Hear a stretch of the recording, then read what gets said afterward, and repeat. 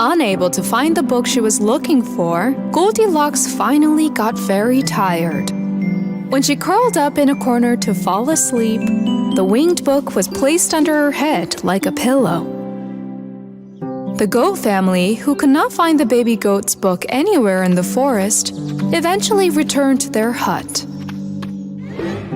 But when they entered the hut, they saw that all the books were scattered. Huh? Someone threw my carpentry book into the fireplace! Someone threw my cookbook into the pot.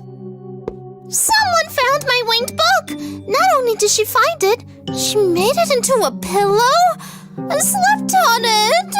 Oh!